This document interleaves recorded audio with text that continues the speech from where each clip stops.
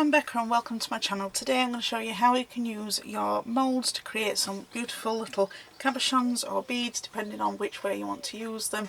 They're really fun to do, and you can go as detailed as you want or just as simple as you want. These ones are the ones that I'm going to show you that I'm making today, and they've obviously got more detail going on in them, but these ones are just a more muted and subtle look to them. So let's get started and I'll show you how to do them. So the first way that we're going to make our cabs is just by making a skinner blend. You can just use a plain coloured clay, that is totally up to you. This is just one way that I want to show you how to do it. Now, as you can see, they're not perfect squares or anything like that, so it don't really matter. I'm using the Fimo Galaxy colours. This is the turquoise one, that's 392.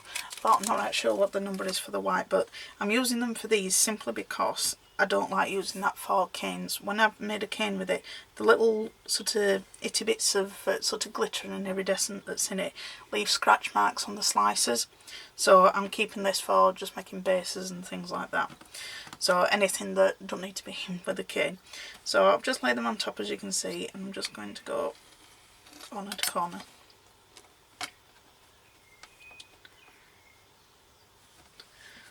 Now, depending on how many of these you're wanting to make, so whether if you do this step, or whether if you want, doubling it over, or whether if you want to just use part of it, that's absolutely fine. So if you've not made a skin and blend before, you're basically merging two or more colours together to create a nice blend. Now, you can use more than two colours like I've just said, but I'm just using two for this one. Now, because if you're starting out with the clay, you may not have a big variety of different colours, so I just want to show you the basic way of doing it. So I'm going to roll this through the pasta machine along this edge, and that's on my thickest setting, and it stretches it out. As you can see, it's doubled in its length. Now, as you can see, I've got quite a lot more white at the top of there, so I'm going to chop that off. And I can keep that in case I need it for later on. So the next bit is, all you want to do is just fold it over onto itself, and then you want to put the folded edge back into your pasta machine and then roll it out. Okay, so this is what we keep doing. Managed to get a little hole there, I don't know how. Oh well. And then you just keep doing that, and you just repeat that until you've got a nice consistent blend. So I'll go and do that and I'll come back when it's ready. So as you can see, I've got our skinner blend nice and done, so it goes from the original blue to the original white, and it blends nicely in the middle, which is just what you're looking for when you're doing a skinner blend. Now I'm going to fold this into three, because we're wanting to make a long thinner strip, because we're wanting to get these colours closer together. And then I'm going to run this through the pasta machine on setting number 1. Right, so we've got a longer strip. Just going to roll those little bits out. Now we're going to, oh, that's because I forgot to lift it up. So be a bit more attentive to your clay, not like what I've just done, and try pulling it up, because we're wanting it to stay together. There we go. Now I'm going to run it through on some thinner settings, so I'm going to go down 2 at a time, I'd say. There we go. So we've got a really long strip now. So what we're going to do is we're going to fan fold this so we can make the colours closer together. Now, as you can see, my machine needs cleaning. I've got these little flecks browning from the other cabochons that I've been making, but it'll not make much difference once it gets reduced down into the cane. But not cane, blend. Oh dear, it's very hot today, and I think my brain's had enough already. So we're just going to fan fold it backwards and forwards.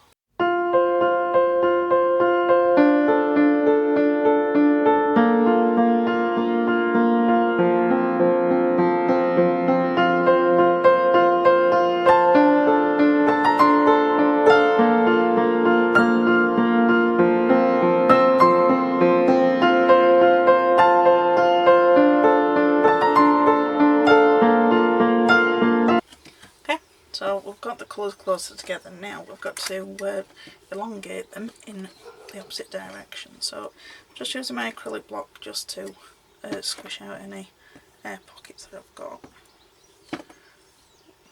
White bits there, I think it's spot. So what I'm using to make my cabochons is some cutters that I've got for sale on my Etsy shop. I'll put the link in the description box below. And they're these sort of ovals with straight sides. I think we called them capsules, I think. Anyway, I'll put the name up on the screen anyway. And this is the size that I've been using for a bracelet that I've got planned on doing. So this is the one that I'm going to show you as well today. But there's 13 different sizes in the set. So you could do some bigger ones. You could have them as, I'm trying to think now, you know, for pendants and things like that. So if you wanted them to be that sort of width, then you need to make this as wide, you know, you blend as wide as whatever the cutter is that you're going to use. Now mine, so it just needs making a little wider. So now it's just a case of pushing these colours to get them so that that blend is the right width.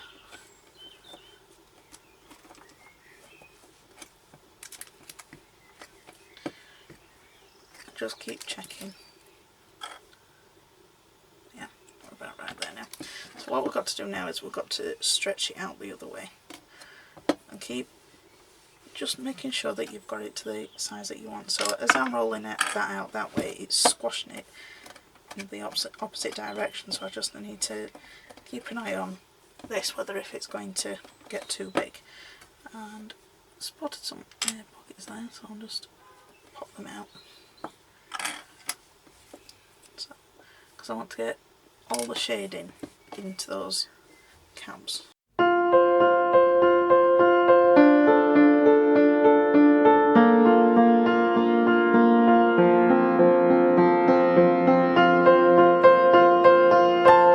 Right, so I think that's about thin enough for me to put through the pasta machine, so I'm rolling it out on the number 1 setting, or whatever your thickest setting is. Now I'm noticing that this is still cracking a fair bit, so what I'm going to do, if you're getting this problem, it's obviously the clay is just not quite conditioned as much as I've wanted it to.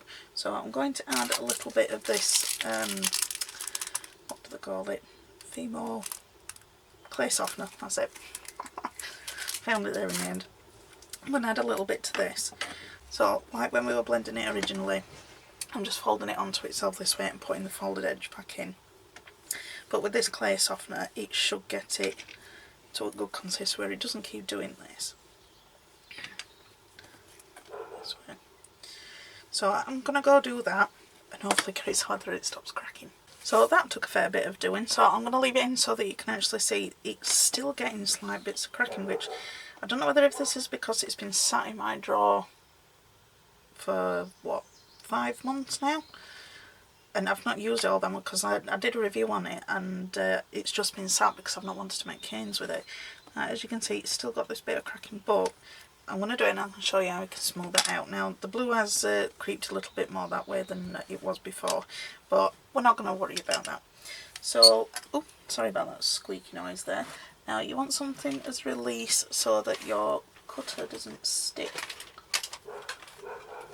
to the clay. So I just use water. Dip it in, and then I want to get as far down as I can, so because as you can see that white has blended in more with me having to fold it even more, so it's not got as a stark difference, but we've still got that there. So as you can see that we've got that nice blend, it's just not gone to the pure white that it was before. So the plan that I've got for this bracelet is in different colours anyway, but it's going to be for a bracelet. So like say if you get one of these here now, you can just smooth it out with your finger.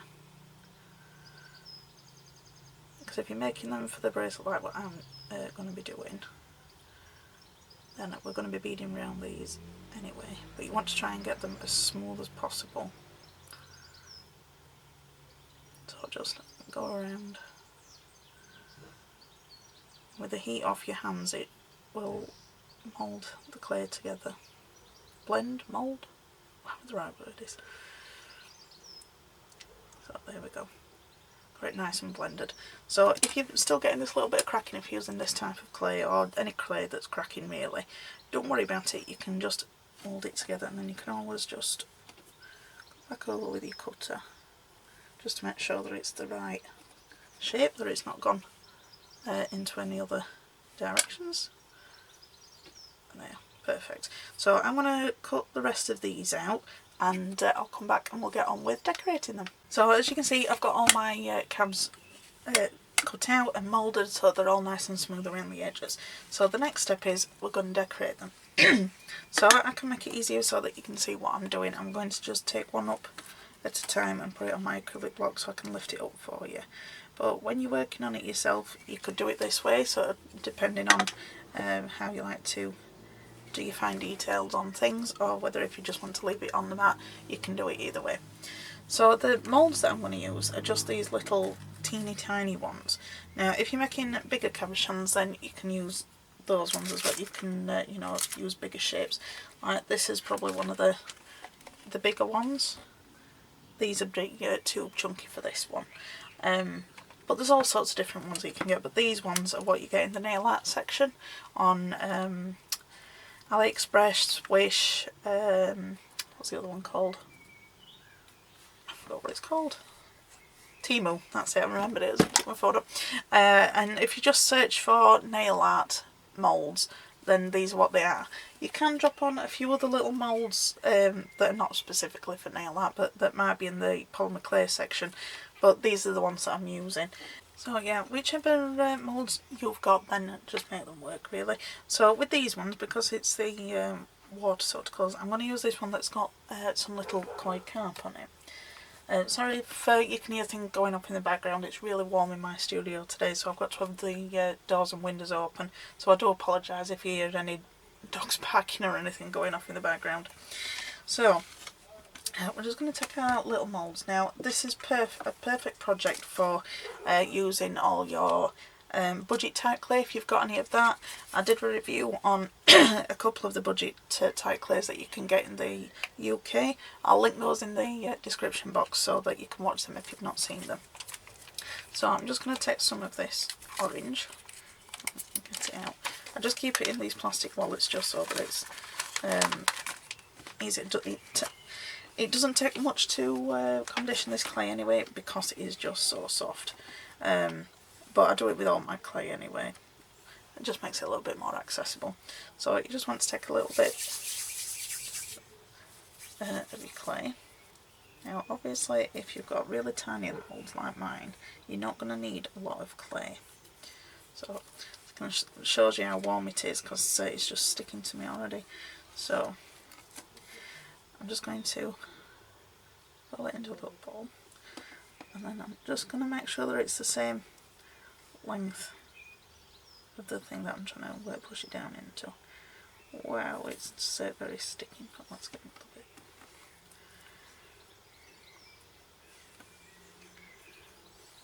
So yeah, if it's really warm way, you might want to use a firmer clay, but this is what I'm using anyway. So I'm just going to push it down into the mould, and you can turn it over and you can see if you've got it all the way down into the mould. And I've just managed to lift it off there. Now it's come back in. Okay, so I've squished it down and it's gone into all of the areas of the little fish. Then I'm just going to take my blade and slice away the excess clay. Then you can just bend these back because they are so bendable. You can just take out your tiny little fish, or whatever you're putting on it. You can see how tiny that is. And then I'm just going to pop that under the cap. Okay, because it's very sticky, it's not going to need much holding together. The only thing you could do is just to try and make sure that it is coming down, just take probably a small ball tool would be better. You just want to go around the edges and sort of press it up against the base as best you can, obviously, without distorting your image. Now, because this is underwater, I'm going to have a little bit of greenery going on, I think. Right, so I've zoomed you in a little bit, and I've got my green clay that I'm going to do a bit of sort of seaweedy type stuff on it. Now, again, you're not going to need a lot. Now, if you're doing quite a lot of these, then obviously you are going to need more, but they're just such small pieces. To do one, you're not going to need a lot at all. I mean, you could use just one of these as an earring, you know, if you wanted to do something like that. So, roll that out. Yep.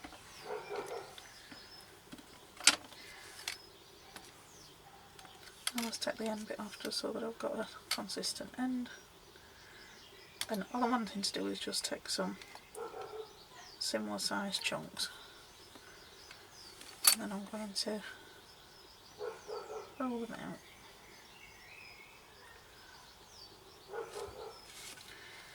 And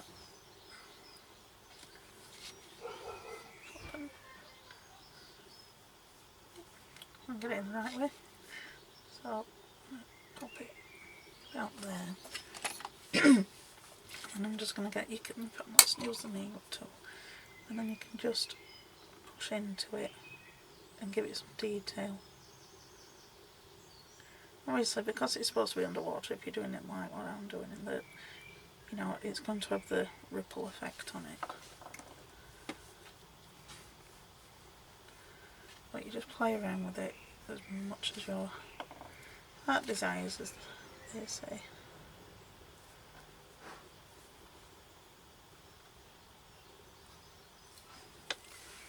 You can see, so I've got some, it's a little bit of seaweed now. Now let's put some on the other side. Now, if you're wanting to make a bracelet like what I'm doing, they don't all have to be the same. Now, I'm still working on how many I'm going to need for the bracelet, but a bracelet generally averages about sort of like 6 to 7 inches, something like, depending on how big your wrist is, obviously. So depending on how big your wrist is or whoever you're making it for, then it'll differ how many of these you're going to need to make if you want to make the bracelet that I'm going to do. But you could just get making a load of these and use them for other things. You don't have to make the bracelet that I'm going to show you. You can use them for lots of different things. So let's go on there.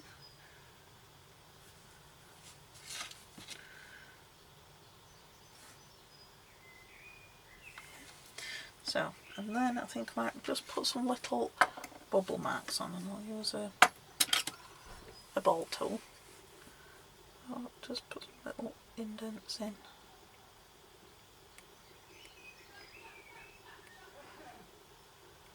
There we go.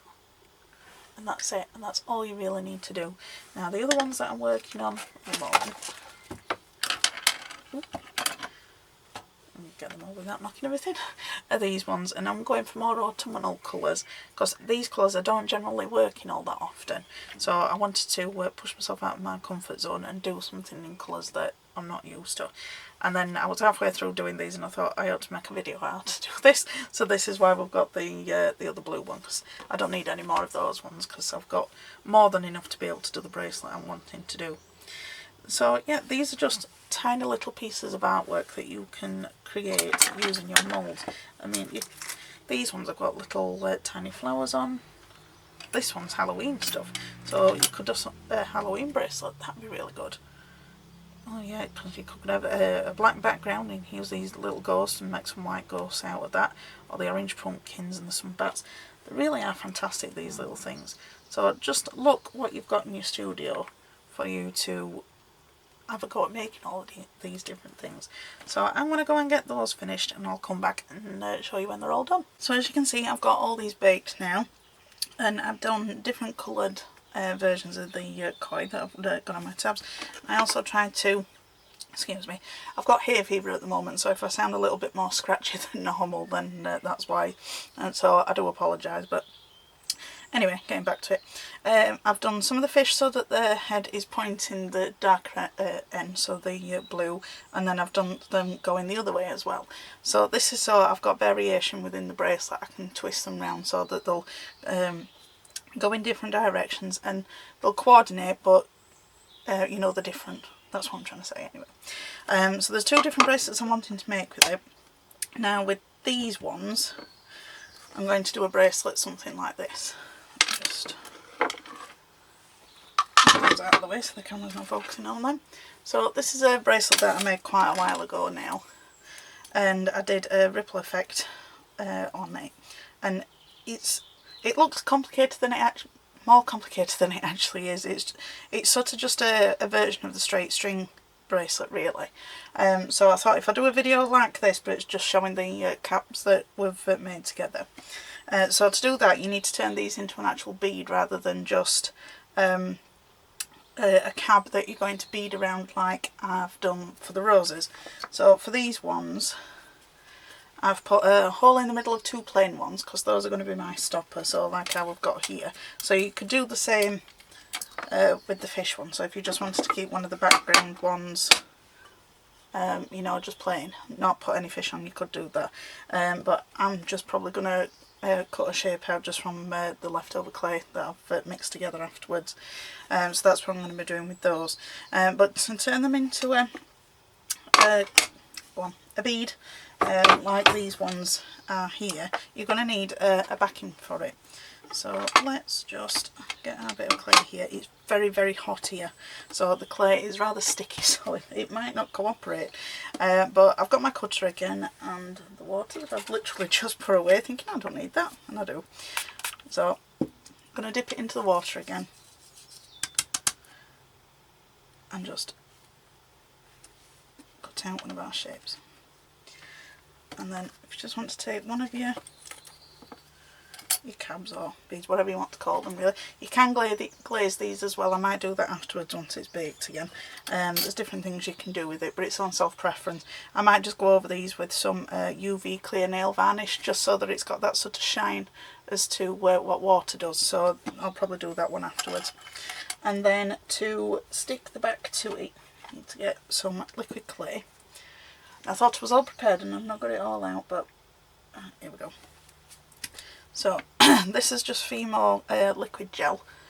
You could use regular, like the Sculpey, translucent and that sort of thing, or just a colour clay if you've got it the same colour as what you're going to use, because you're not going to see this. So just put a little bit of gel or whatever you're using on the back and try and get a brush without causing too much damage to everything else around it, and then just give it a good coating all the way and make sure you go right up to the edges of them. Okay, and then you just, I forgot to say, I've got it rolled out on the number 1 like we've done on the other side, so it's going to be a nice chunky piece. Whereas the other ones, they're just going to be one layer thick of the other one, but we're beading around those. So, and then you just pop it on the back. Now it may move around a little bit. Now if you want to try and blend it to it, so you could either use your fingers like this, or the other thing is you could use just any tool that's round and that sort of just blend it to it. I prefer using my fingers, but whatever works best for you, then you use that.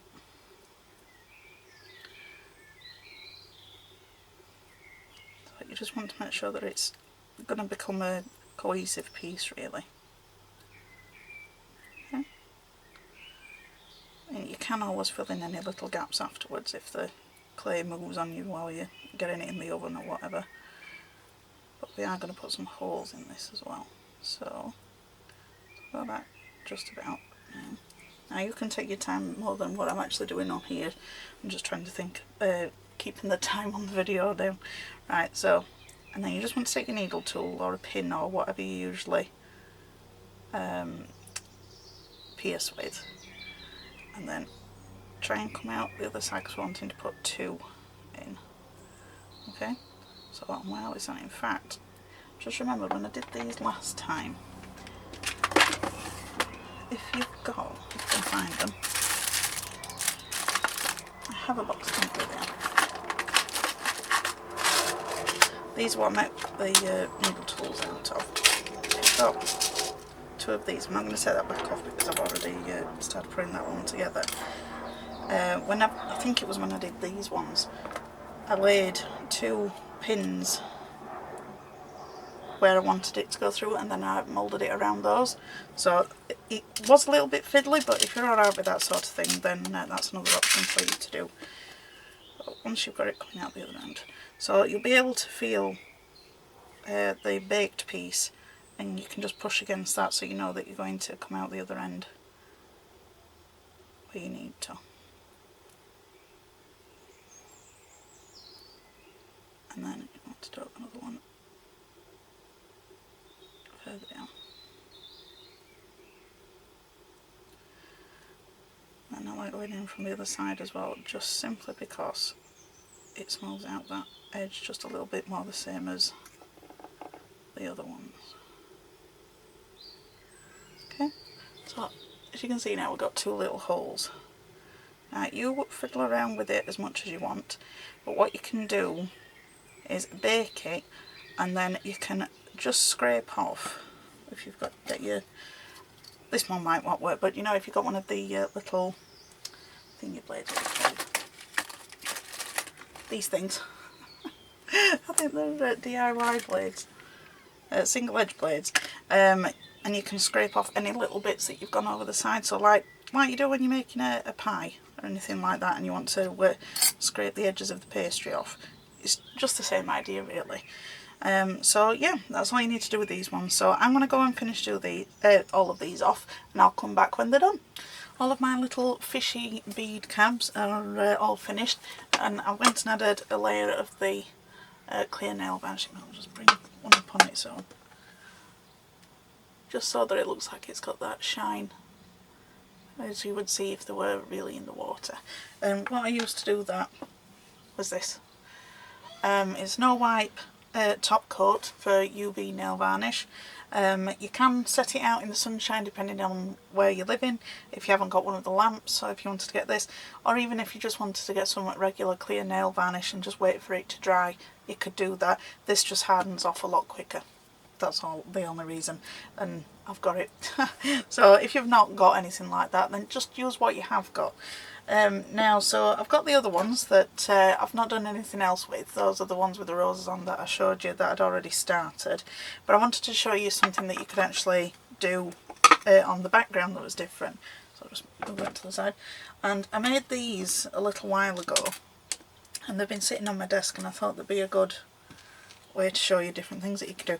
And this was sort of, it were a really big sort of, oh, what was it called? Stripe cane, and I'd made it into bunches and bunches of different little types of canes, and I got this little stump left, and I thought, what else can I do with it? And I twisted, well, it got turned into a basket weave, and then I twisted it, and I used my ripple blade to cut slices off, and then I made a veneer with it, and this is what came out of it. Now these, I think these are the same size as the little ones, or they might be the size down. But again, it doesn't matter what size what you work with. Yeah, these ones are smaller. So I can just do something different with them. So I can either back them like I've done with the little fish, or I can bead around them like I'm going to do with the roses ones. But like I said, these are pretty thin. I've not put any mouldings on them yet, but that's just an option. I mean, you could just cut these shapes out and keep them for when you are ready for making something like that. So that's another option, or just leave them as they are. I'm just using moulds because I've got that many in my box, and I think they should be used. These ones was sort of a Christmas sort of striped ripple cane that I did, and I've just found these, but the different shapes. Now, just because you may not have the cutter that I'm using or that stack, doesn't mean that you can't do the bracelet tutorials or anything that I've shown you in this video. It just means it's a different shape, and the beading will be slightly different, or however you use the cabs will be slightly different. But don't be discouraged if you've not got the same cutters as what I've got, or you can't afford to buy them from the Etsy shop. then just use whatever you've got. And I mean, there's options for if you've not got official cutters, you can make your own from a tin can or something like that. So don't feel discouraged if you've not got all the things that you see me using on screen. So yeah, I hope you've enjoyed watching me show you how I've used my moulds to create some different cabs and beads for me to do some future projects with. And once I've got these done, the videos will go live, so hopefully it should be within the next week or so. And yeah, so if you've liked it, if you could give me a big thumbs up, that'd be appreciated. And if you've not subscribed, consider subscribing, that'd be appreciated too. And if you do subscribe, click that notifications bell, and then you'll be notified anytime that I upload a new video. So thanks for watching, I'll see you next time. Bye.